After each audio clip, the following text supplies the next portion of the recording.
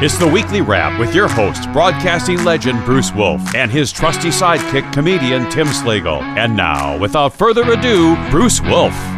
Bruce Wolf, Tim Slagle on the weekly wrap. And of course, my favorite part of the show right now, when I guess what is in Tim's background. I mean, other than his, other than the fact that he's willing to share, right? Has joined, a number of tinfoil hat organizations.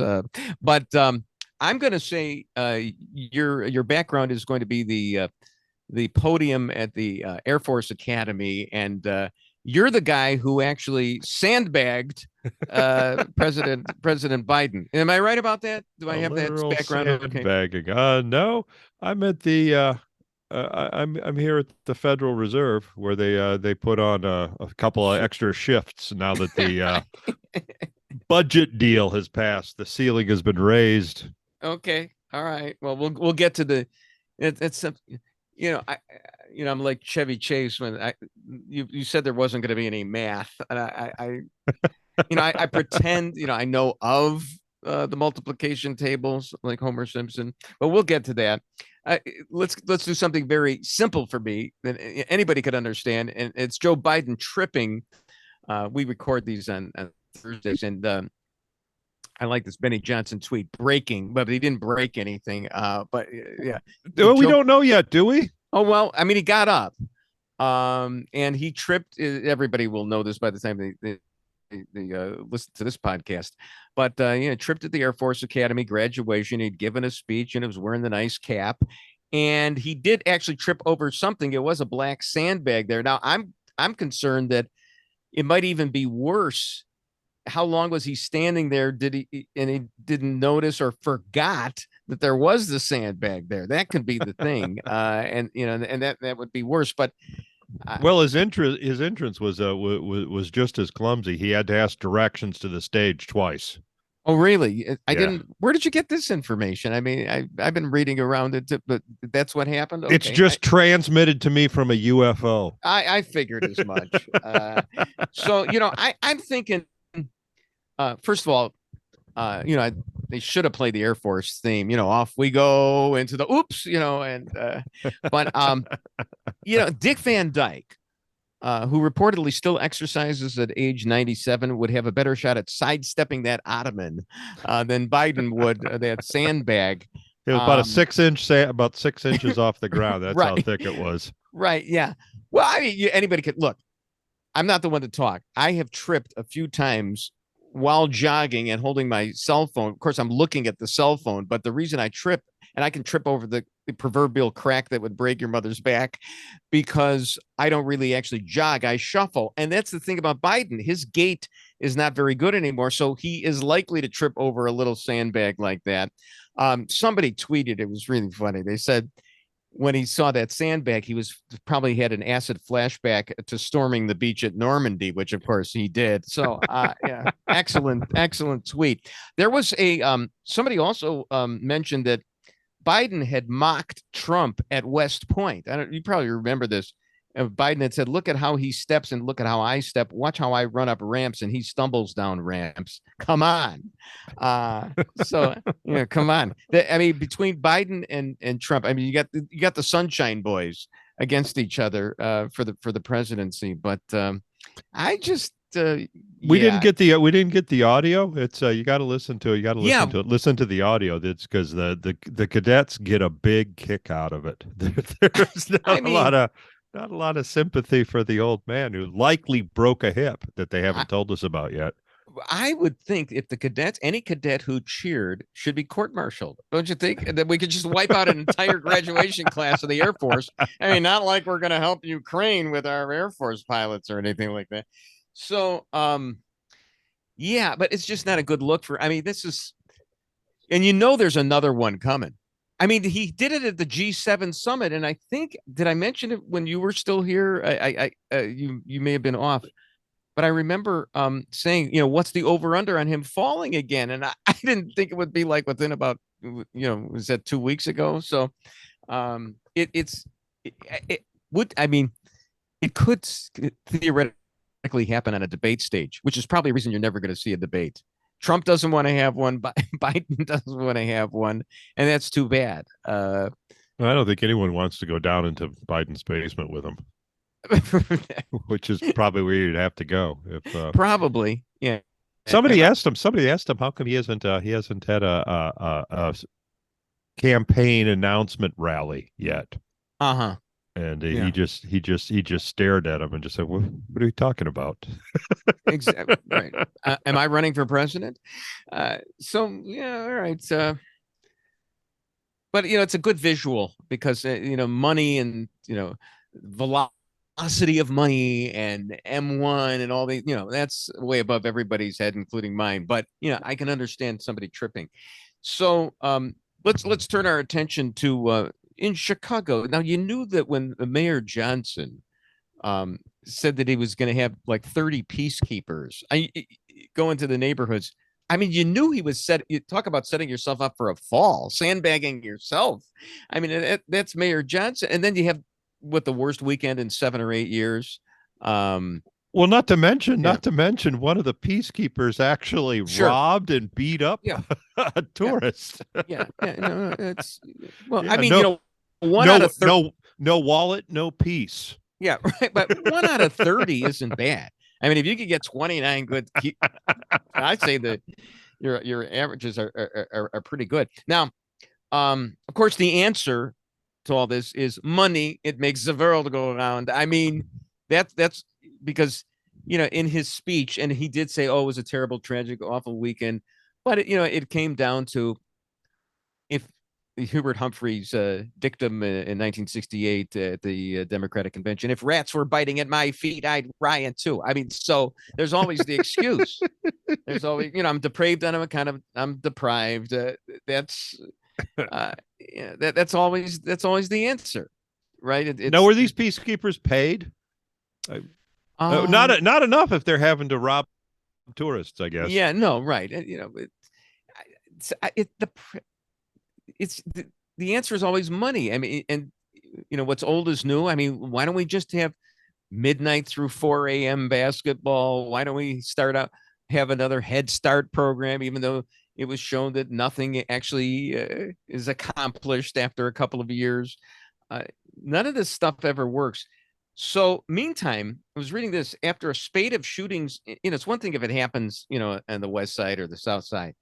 After a spate of shootings in Boystown, some guy who writes for the Chicago Contrarian, and it sounds like it's a little too close to what I believe. So I don't know if I could believe all the facts, but let's assume that they're true.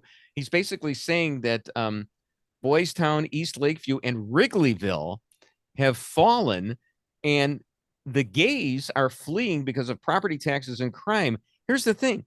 I thought Mayor Johnson got the white progressive vote, and aren't gays white progressives? So I'm not sure I understand what's going on here. Well, yeah, he got the vote of those who stayed. Okay, but now it's the other ones. The other ones voted with their U-Haul. Yeah, and in this article we have on the screen right now, the guy is even saying he calls it LGB, and they've dropped the T. So you got the war between the gays and the transgenders right now. I always thought the battle was going to be between it was going to be gays and straights against Islamic radicals. That's how I thought it was going to come down. But now it looks like it's going to be gays and straights against the transgenders. I mean, that's what. Well, the lesbians and gays don't get along so well either. They don't. Oh, okay. I mean, that's why Andersonville is separate from Boystown. Wow, I've got to really do more of an anthropological study of the wards. It's like Hispanics, okay? It's politicians like to lump all Hispanics together. Yeah. The truth is, the Spanish-speaking people in this country hate each other. Listen, right. There is no one more racist against Hispanics than other Hispanics. Well, the Cubans hate the Puerto Ricans. The Puerto Ricans hate the Mexicans. The Mexicans hate the Central Americans. I thought the best fights are the intramural fights. I mean, conservatives hate each other. Jews. I mean, the joke is in any synagogue there are like 45 or 50 synagogues within the synagogue. They're always an old joke, which I've never tried telling, so it's not good to try it out right here. And I don't think I've remember it exactly, but there's this builder, and he builds, he pays for 2 synagogues in the city, and somebody asked him, well, why did you buy 2 synagogues? And he says, well, the one synagogue is the one that I attend every week, and the other one is the one I would never set foot into. So I mean, so we all fight. Meantime, Mayor Johnson apparently was powwowing with none other than Angela Davis. Now, you have to be our age to know who when they mentioned and I didn't even know that she was alive, and she still got stuff to offer. I mean, what is she going to offer? What of her in her bag of tricks actually worked and affected good change for black people in the United States of America? I can't think of a damn thing. She's making some good change now. Oh, is she? Yeah. She's one of those American terrorists that were punished with tenure. Oh, well, right. I mean, is she worse than the Bernadine Dorn was, or Bill Ayers, or is she just in a league with them? I guess. Well, I've read a little bit about Angela Davis, and she actually didn't just try to make a bomb. She was actually complicit in murder. Oh yeah, that's cool. She was able to skate on. So it was it was somebody in the Black Panther movement who wanted to go more towards the direction of Martin Luther King than Malcolm X. I see. And again, another intramural dispute there. Eating your own right there. All right, we got some other things to do. Talk about the intramural squabbles. Should we spend the money on the migrants, illegal aliens, or should we send them? I've been hornswoggled on this. Or should we spend it, on the community and, throw more money down the drain that way? Bruce Wolf, Tim Slagle on the Weekly Wrap.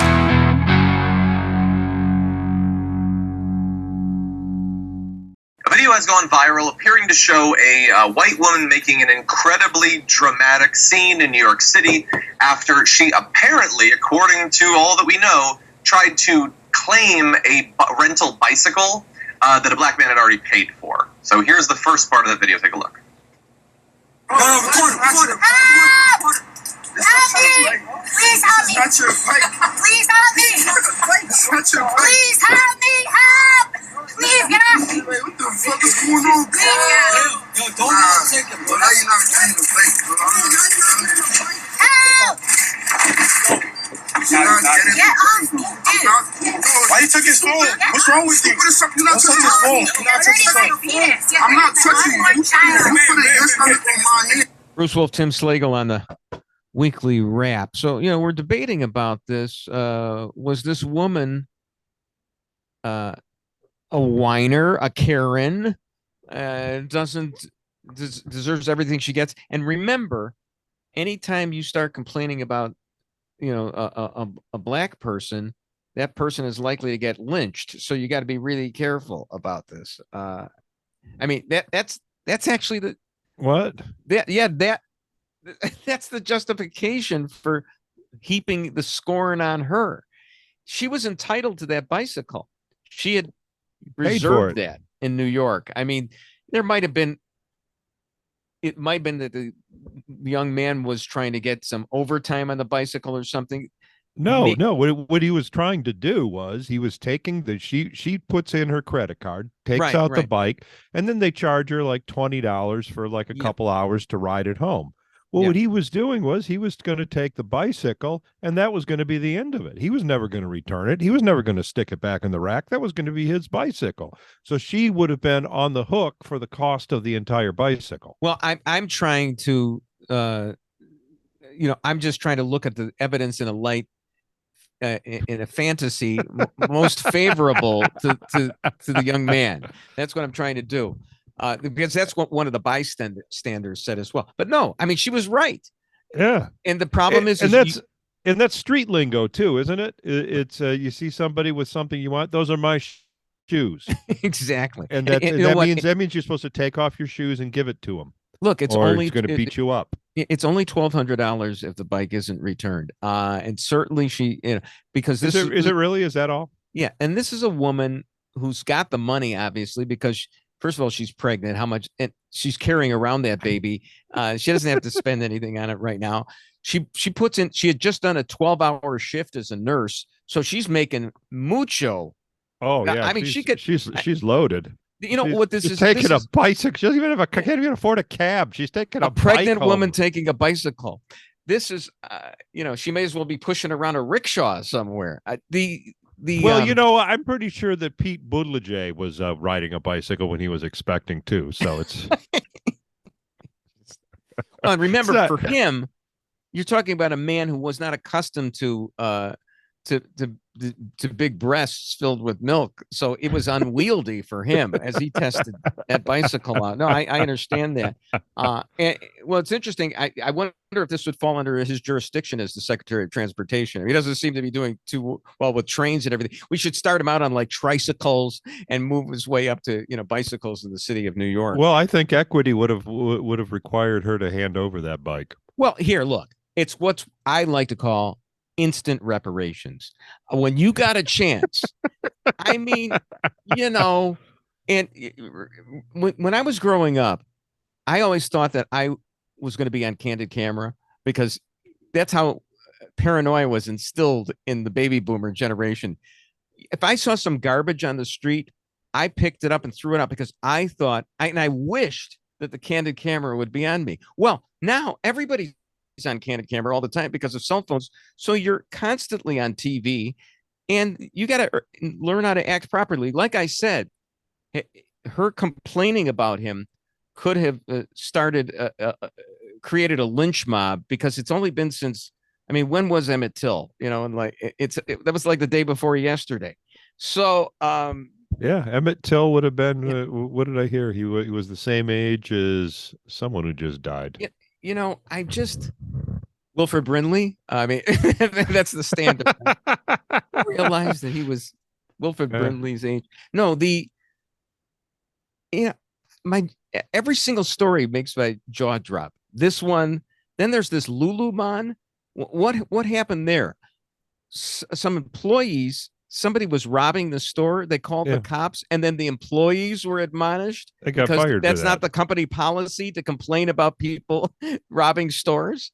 Well, I've got a buddy that works security for a home improvement chain. Let's just keep it that anonymous. Yeah.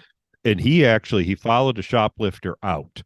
That what they do is they like to take like the big items like the generators. And he followed a shoplifter who had put like a generator in a car, walked it out to his car, and put it in his car. And while he was loading up the trunk, because he's not supposed to engage, that's corporate policy. Right. He got the license plate number, called the cops, and the cops pulled over the guy, and the guy went to jail because the generator in the trunk, pretty obvious. And then he got fired. Right? Yes. Well, he didn't get fired. He didn't get fired. However, the man who was incarcerated called from prison to the headquarters of the home and justifiably so, and said that he violated policy because you're not supposed to leave what's called the apron of the store where those yellow lines are. That security. Is this a store where they wear aprons? These orange aprons? Is it rhyme with schmom repo? And we don't repo anything because we just let you go and steal things, right? So he actually got written up for leaving the apron for actually going too far out of the store to pursue a shoplifter. Pardon my jerky boys right now, but I think on behalf of the incarcerated person that he should sue Schmom Repo and sue everybody because he's been unjustified. That's the fruit of the poison tree, right? Or what, the poison fruit of the close enough tree? Yeah, one of those things. I'm not a criminal lawyer, and but for the sine qua non, ladies and germs, is that but for this guy going beyond his apron. This man wouldn't have been incarcerated, and now he's incarcerated, and no question, what it's going to be like in prison there. Not to mention he's out the cost of a generator that he was going to sell on eBay. Yeah, all right. So yeah, but it's crazy. We just must be really old. Because it's like everything is jaw dropping. It's one illustration after another. I mean, Chick-fil-A has now gone woke.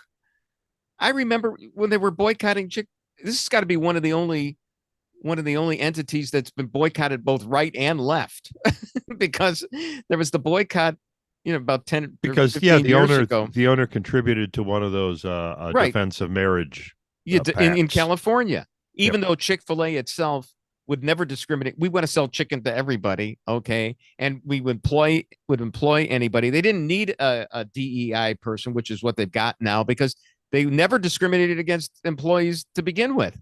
What you had was one guy, and he was a key guy, wanted to donate money, but you can't, you got to be Simon Pure. You can't do that. So now they've gone the opposite direction.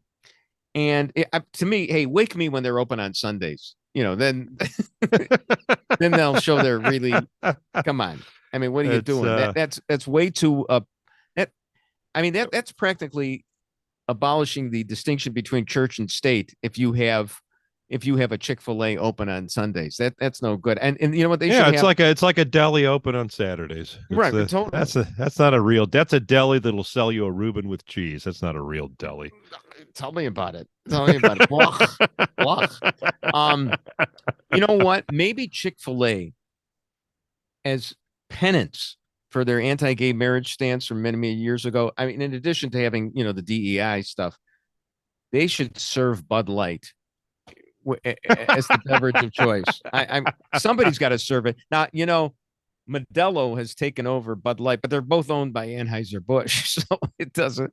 But it's still the point that it still hurt Anheuser-Busch. I'm actually kind of surprised that there was this, and with regard to that Target as well, that there is this backlash. I thought, people like us are very docile and we just cower and just try to get to the grave without too many scars.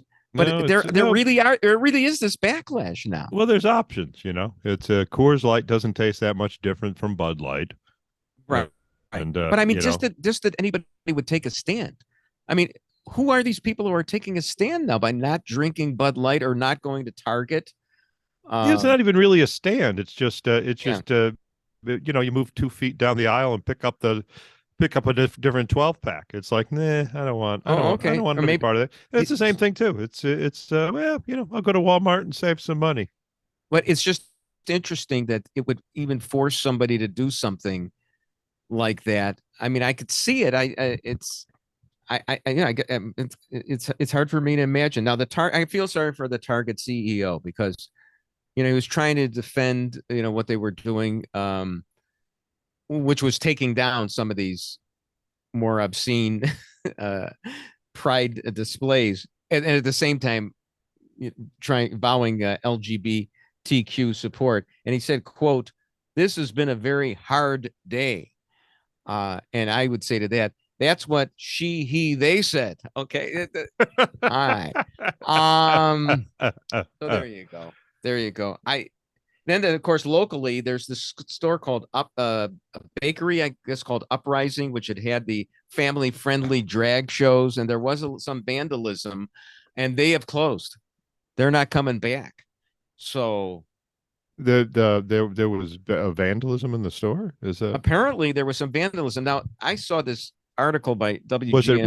Was it real vandalism, or was it knows? Jussie Smollett vandalism? I don't know. But there's the WGN news story, and if you read the story, I mean, it's all about it's written as a polemic against those who find it a little bit untoward to support family-friendly drag shows. I mean, I'm not saying there should be violence or anything against this bakery, but I think throwing objectivity out the window the way they write these stories. I think family-friendly drag shows. I really don't see any other reason to do that than to try to irritate. Oh, it's totally. The other side. That's what it's there for. You think kids really want that? It's no. That's what it's there for. All right, Bruce Wolf, Tim Slagle on the Weekly Wrap.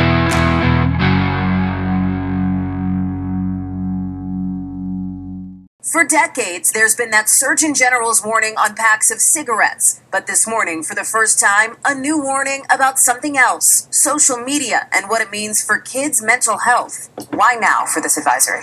We're issuing this advisory to sound the alarm. Surgeon General Vivek Murthy says there's not enough evidence to show social media platforms are safe enough for kids and teens.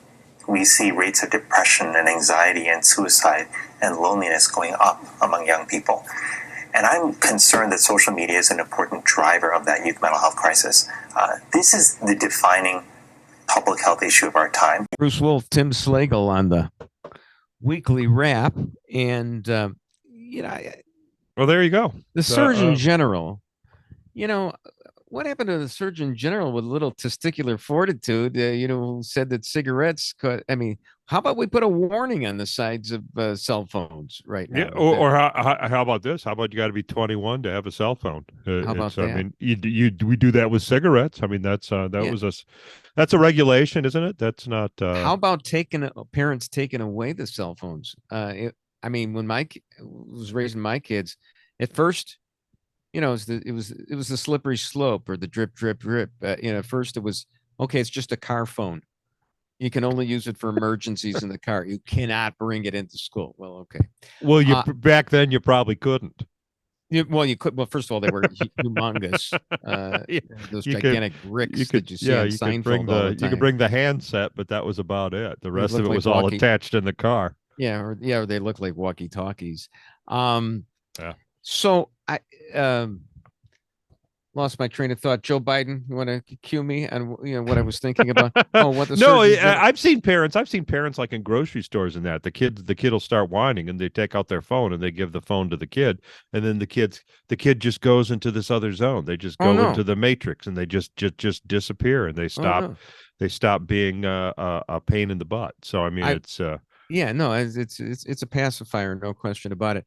I was playing golf with a guy the other day, and he's a high school teacher at one of these hoity-toity high schools, and he's talking about the difficulty because of cell phones, and you can't take away the cell phones because they got the iPads in class. So why take away the cell phones? It'd be an empty gesture. But then I said, well, what about AI now? How are you going to tell if somebody's cheating, writing a paper? He basically said he didn't think he could. So back in my day, we didn't have that. Back in my day, you would sit there with an encyclopedia, copying it word for word. Totally copying it word for word, encyclopedia. But what he said was for the exam, he was going to go back old school where they had to have with blue books and have to write out in longhand. And I was saying, wow. I said, that's not fair because they don't even know how to write in cursive anymore.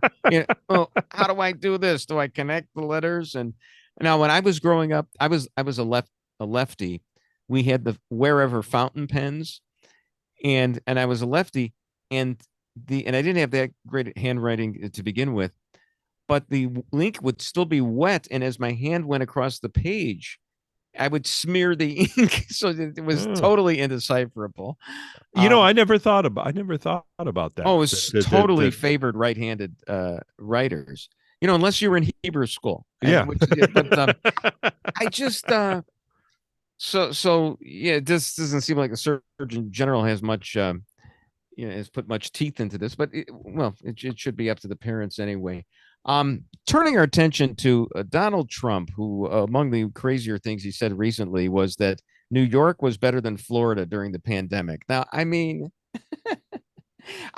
could believe the election was stolen easier than that New York did a better job than Florida during the pandemic. And Trump, they sure reduced their Medicaid commitments or their Medicare commitments. That New York, it's. Florida has a lot more higher Medicare to pay. Well, because they didn't follow New York's recommendations. Well, Florida, first of all, he's looking at stupid numbers. Yeah, Florida had a lot of people who died. Well, they have 2 million more people than New York to begin with, and they have all these seniors, and of course you were going to get more people dying, but as far as their rate went, they were like in the middle of the pack or something. And DeSantis bucked all the trends. I mean, I remember this happening. The history isn't that long ago. He was bucking what the Trump administration was trying to do, and Trump is now trying to say that Florida had radical lockdowns. No, that's not really what happened. And it's almost like Trump is trying to walk back what his own administration did, which reminds me of Charles Barkley saying that he was misquoted in his own autobiography. Did you see the article that Chris put up there? Apparently the LA Times agrees with Trump that New York was better than Florida. Oh my goodness. Cuomo loves this and the liberals love this, and sure, they warehoused the seniors. They all these people died. It is not the truth. Oh yeah. Who wrote this? Yeah, of course it's the LA Times, right? They're going to try and make sense. I mean, that is the one thing that I think the public will look to and say, wow, DeSantis got this right. Trump waffled. He kind of left things up to Fauci. He goes back and forth on Fauci. And if DeSantis is going to have a chance, it's going to be based on that. The chutzpah of Trump on COVID, he'll say anything. I mean, he'll just make up stuff. I mean, do you think DeSantis did a good job on COVID, don't you? Oh God, yeah. I think I think it was a prime example of just governors just telling cities, do what you have to do, and we're not gonna close businesses. We're not gonna close. Right. We're not gonna keep people out of churches. Trump was telling people to homeschool. That's what he was saying. It was DeSantis who was saying it was ridiculous to keep the kids out of school.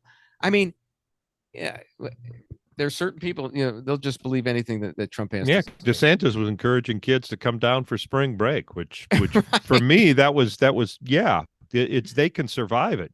Get sick, kids. Build up that herd immunity. It's up to you. All right, so let's turn to Ted Cruz railing against Uganda's anti-gay law. And my first thought was, and it's, I mean, what is it? What is the law? They are going to kill homosexuals? Is that what they're going to do in Uganda? I don't know, but they're pretty really opposed to homosexuality. Yeah, it's really bad. And I was thinking Ted Cruz, you can't really you're sentenced to death. Yeah, because you can't really lock them in prison, can you? That's not really punishment. Oh my God. Okay, let's cut that out of the show. Okay. So here's the problem. I think Ted Cruz is appropriating a liberal position, and that's political appropriation. I don't think he should be allowed to do that, because he's he was against the Obergefell decision. He's against gay marriage, so he's not allowed to be against. He's got to be in favor of the Uganda. I think it was a state decision. I think the Constitution left it to the states. There's nothing in the U.S. Constitution allowing to regulate marriage. I mean, it totally a state decision. I think the Supreme Court was right in that. I can see where you can be in favor of the decision and against anti-gay laws. You think the Supreme Court was right in the Obergefell decision? No. I'm sorry. I think the dissent was right. I'm sorry. The dissent was right. Yeah. Okay. Yeah. Just want to make sure I got it. I think, it's a state, And Counselor, would you then say it would be all right for Loving versus Virginia to be overturned as well, which, in other words, that it would be okay for the states to ban interracial marriage? Are you saying that's okay, Counselor? No, because what's the difference between that and gay marriage? What's the difference, Counselor? A man and a woman. Sure is. Exactly. I agree with you. That's pretty much. That's pretty much the capable of having children is the basis. I read it's a Ben Shapiro quote, and this goes in line with the Pride Month and Budweiser or Bud Light and everything, and Target. He says, any society that isn't normatively based on heterosexual family formation is definitionally doomed to collapse. Pretending that society ought to be apathetic about such matters, or even worse, condemnatory of the presence of traditional norms. Boy, he used some big words there. is civilizationally suicidal. It sounds good to me. I've got to say, we don't really know, because this is unprecedented. These are uncharted waters. We've never gone this far. Now, I mean, I intuitively agree with him. I mean, I think that heterosexual marriage is the foundation of civilization, that family is. But, just as a matter of empirical evidence, since we really have never been here before, we can't say with absolute certainty what way it's going to go. But yeah, we could collapse. No, exactly. No, I agree with you. We don't know what the right answer is. And that's the way the founders, in their wisdom, they gave us the opportunity to have 50 different answers. Sure. And then time will tell which is the correct one. Which is interesting, because it's 50 different answers for each one of the genders that are recognized by Facebook.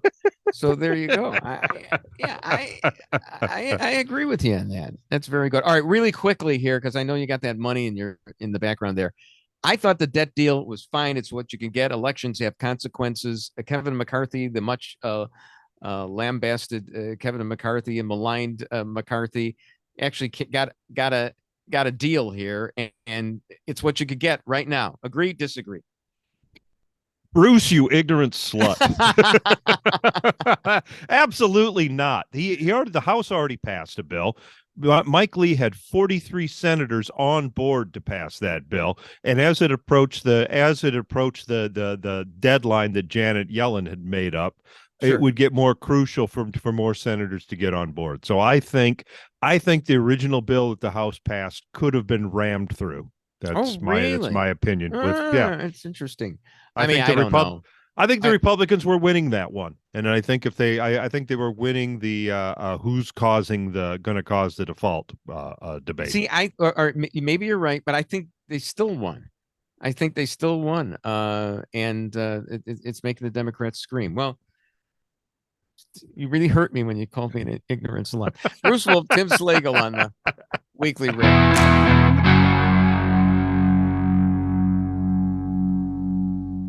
Fonda is a Hollywood icon with her Academy Award-winning acting career spanning decades. She's also famous for her political activism. She describes her passion and protests advocating for climate change in her new book, What Can I Do? From My Path from Climate Despair to Action. Jae Fonda, thank you so much for talking with us. It's good to see you again. When we sat down together at the end of last year, you were sitting in at the Capitol. You'd been arrested 4 times. You said you had to put everything on the line, and you're still at it. We're still facing a dire situation. The scientists tell us we have until 2030 to cut our fossil fuel emissions in half. Bruce Wolf, Tim Slagle on the Weekly Wrap. So, yeah, I mean, I love Jae Fonda. I got to tell you, I still think about her in Barbarella. And she had a fun series with Lily Tomlin recently. I couldn't watch it. I could not. I don't know why. My wife loved it, and for some reason I fell for it. It's like Sex in the City. It's the same thing. I could not watch it. I fall for everything Jae Fonda. Even I believe that you even sided with the Viet Cong. I sided with the Viet Cong. Even though they probably had her in a Hollywood studio somewhere, she wasn't even in North Vietnam. The thing about Jae Fonda was, remember the Jae Fonda workout? She said, "Are you ready to do the workout?" And we got the VCR tape, and we were doing the workout. We found out that the woman had work done. I mean, that's not, you can't do that. Plus the Jae Fonda work done video. Yeah. So Jae Fonda says we have 7 to 8 years to cut carbon emissions in half or we're doomed. And she says white men and the patriarchy are to blame. Look, I don't mind her being upset with Henry Fonda, her dad. I mean, this is all projection. Henry Fonda, I think, if I'm not mistaken, her mother committed suicide. You could check this out. And her father told her about it in just the driest, most unemotional way. I don't know. Find that out for me. We should fact check this stuff before I dredge up things that maybe. So are you giving her sympathy? Is that what it is? You're saying she's allowed to be allowed to be a little crazy because she had a always tough about Jane Fonda. Look, now she also well, she did have a tough child. She was in that Model T that went from Oklahoma to California too, and she had to pick fruit with her dad, right? Exactly. I remember it well. I remember she's sitting around when he's spending hours and hours on end with 12 angry men. Well, he wasn't angry, but it's Daddy, come on out already. You promised me we were going to go to Kittyland, and no, I gotta find this guy not guilty. And how can you blame white men when China is the #1 producer of CO2? Well, but remember, white men are responsible for China. Okay. Well, yeah, the Biden family at least. Yeah, right. Oh, that's a whole other story, right? So she said there would be no climate crisis without racism. Now, as somebody points out, she's been married 3 times, all to rich white men. And on top of that, I'll never forget the sight of her after she married Ted Turner. She's at the Atlanta Fulton County Stadium. She's doing the tomahawk chop. I mean, you talk about somebody who owes reparation to everybody. I mean, Jane Fonda. But yeah, and I got it. I don't know. Is it still the Atlanta Braves? Do they still do the tomahawk chop there? I know the Kansas City Chiefs do their whoa. The Kansas City Chiefs, yeah. It's unbelievable. Well, as long as you're winning, I think you can do that. See, that's why I thought the Blackhawks would for sure lose their emblem because they've fallen into disfavor. But now they've got like the #1 pick, this Connor Bedard. So I think the Blackhawk emblem is safe. And as long as the president of the Blackhawks gives $24 in merchandise to Hawk Quarters to the chief of the Blackhawk Indians, that'll placate them. So in 91, she promised the little clip there Chris put up. In 1991, she promised she'd never do the chop again. Oh, okay. When did she divorce Ted Turner? About the same? Probably around the same time. So exactly. That's when Ted started doing the chop. It's like Jimmy Kimmel not doing blackface anymore of Karl Malone. Of course, after he milked it for everything it was worth. Speaking of the NHL and NBA, did I mention this last week? I think I did. Tell me to stop talking about it, but Chris put it in there. I'm watching the NHL and NBA playoffs, and I don't know why. Pardon my Robin Leach. I don't get it. I don't care that much about sports like I used to. There isn't a team. Forget about Chicago teams being in it. The NHL playoffs have 2 Southern teams where they shouldn't even play hockey are in the finals. So there isn't even a team to hate. No, there's no team to hate. But I'm enjoying. Because you'll watch if there's a team to hate. I know I'm enjoying it. I'm watching it. I want to see if Denver beats the upstart Miami Heat, and the Chicago Bulls were like 3 minutes away and a few points ahead of the Miami Heat in the play-in game, whatever that is. Nobody understands the playoffs in the NBA. And I'm watching the NHL, and maybe I just don't have anything to do. I mean, because all I really do is, talk to you every week. So, you didn't watch Ted Lasso. I'm here for you, Bruce. Yeah, thank you. You didn't watch Ted Lasso, did you? I didn't watch the. I was on a flight 2 weeks ago, and their Ted Lasso was there, so was available. So I watched I think 3 episodes of Ted Lasso. So I'm familiar with Ted Lasso. I have no idea where the story is now. It was like it's over. Season. The story is over. Yeah. I figured that. I won't give it away. I'll just say the moral preening is a little bit much. I mean, wherever they could, they would try to remind people to be very not only tolerant but embracing of the gay lifestyle. Although I got to tell you, not exactly cutting edge because this is a spoiler alert. They didn't say anything about embracing the transgender lifestyle. That would be a little far for Apple TV, I guess. It's pretty safe to embrace, good old American. Now that Disney has done it with Modern Family for the past 10 years, it's okay to have a gay married couple. No, absolutely. And we should go back on this. So the Little Mermaid live action came out, and so this is like the counter to Bud Light and Target, if you're keeping score at home, because there was supposedly a backlash to the Little Mermaid not being the same color that she was in the original cartoon. And she's black. And the backlash against wokeness didn't work because the domestic box office the first week, I can't believe I know these numbers, was 118 million, which was a smash. However, overseas, that it didn't do that well. So what does that show? It shows that people in Korea and other places are racist, and we should bomb the hell out of them, right? Well, we knew that. We knew that we're the most tolerant country on earth, for all the people gripe about it. I actually was in the theater last weekend. Went to see Guardians of the Galaxy 3, and I was a big fan of the Little Mermaid cartoon because it was like the last real cartoon that Disney did, I believe. And big fan, and I was a little iffy about the new the Hamilton casting they did on it. Right. Which Disney claims now that they didn't purposely pick her. They said that they interviewed a very diverse range of Ariels. It's just so happened. Sure, yeah. How many redheads did you actually audition? Okay, one of my daughters.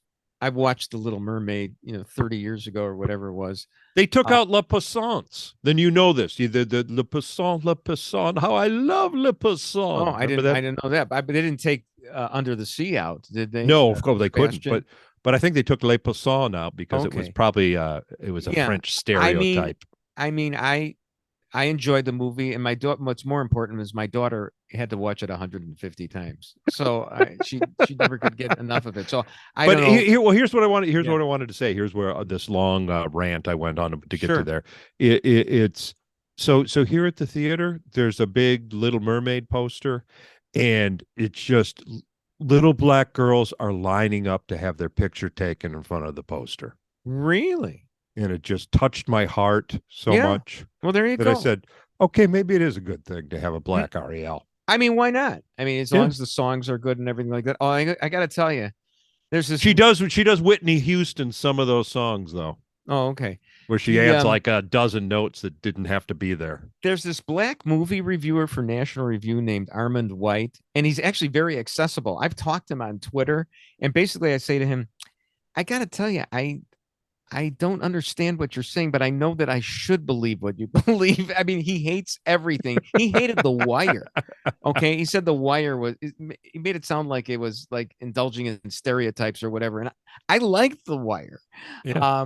I probably would like the Disney movie action movie too, but I really want. National Review years ago had a movie critic named John Simon who hated everything. He referred to Siskel and Ebert as 10 thumbs. I want to be that kind of intellectual who really has this gravitas and can hate things that naturally I'm going to like. So I probably would like the new version of The Little Mermaid. But he said, no, it's not art, and it's it's going to contribute to resegregation. And I mean, it's partly what you're saying there, that that even though you liked it, you saw the little black girl standing there, that that they picked her for that reason. Sure.